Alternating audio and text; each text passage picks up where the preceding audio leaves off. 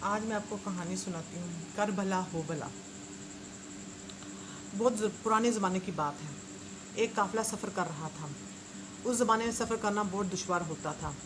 کوئی شخص تنہا سفر نہ کرتا تھا، بلکہ اس انتظار میں رہتا تھا کہ بہت سے لوگ مل کر سفر کے لیے قافلہ بن جائیں۔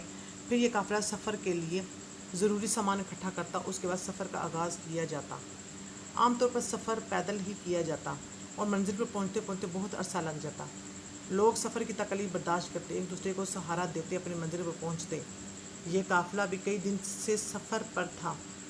میدانوں، جنگلوں اور ویرانوں سے گزرتے ہوئے یہ لوگ ایک ایسی جگہ جا پہنچے جس سے آگے کا سفر انتہائی دشوار تھا۔ بات دراصل یہ تھی کہ اب انہیں آگے بڑھنے کے لیے پہاڑوں میں بنی ایک ویران اور اندھیری سرنگ سے گزرنا تھا، جہاں روشنی کا نام و نشان تک نہ تھا۔ ہوا کا گزر بھی بہت کم تھا، اس لیے سانس لینے میں بھی مشکل ہو سکتی تھی۔ خیر، سب نے اللہ کا نام لیا اور سرنگ میں داخل ہو گئے۔ سرنگ میں اتنا اندھیرا تھا کہ کچھ دکھائی نہ دیتا تھا۔ قافلے کے سب افراد سہمے ہوئے تھے۔ ابھی کچھ ہی آگے بڑھے تھے کہ ان کے پیروں میں نکیلی کنکریاں چبھنے لگیں۔ کنکر اتنے زیادہ نکیلے تھے کہ چلنا نہایت دشوار ہو رہا تھا۔ اس زمانے کے لوگ جوتوں یا چپلوں کے بجائے چمڑے کے موزے پہنا کرتے تھے۔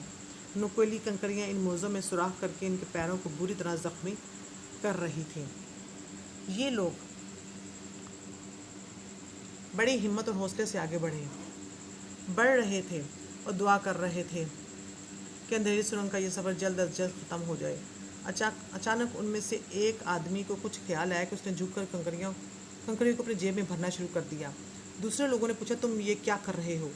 اس نے جواب دیا، کنکریوں کو جیب میں بھر رہا ہوں تاکہ جب کوئی دوسرا قافلہ یہاں سے گزرے تو کنکریوں کی وجہ سے جو تکلیف ہمیں ہوئی وہ انہیں نہ ہو۔ کچھ لوگوں نے اس کی بات کو سراہا اور وہ بھی اس کی پیروی کرنے لگے اور کنکر اٹھا کر اپنی جیبوں میں بھرنے لگے۔ تو کچھ لوگوں نے اس کی بات سے اتفاق نہ کیا اور ان کا مذاق اڑاتے آگے بڑھتے گئے۔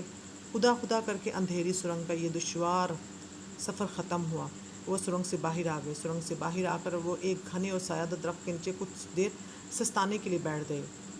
پانی پی کر تازہ دم ہوئے تو انہیں خیال آیا کہ جیبوں سے کنکر نکال کر ایک طرف رکھ دیں تاکہ بوجھ تو کم ہو۔ مگر یہ کیا؟ جو ہی انہوں نے اپنی جیبوں سے کنکر نکالے تو خوشی سے اچھل پڑے، کیونکہ جن کنکروں کو نکال کر پھینک دینا چاہتے تھے وہ نہایت قیمتی ہیرے بن تھے اور روشنی میں ان کی چمک دمک دیکھنے والی تھی۔ اب تو بے حد خوش تھے، اس نام پر اللہ کا شکر ادا کر رہے تھے کہ اس نے اس چھوٹی سی نیکی کا انہیں اتنا بڑا انعام دیا۔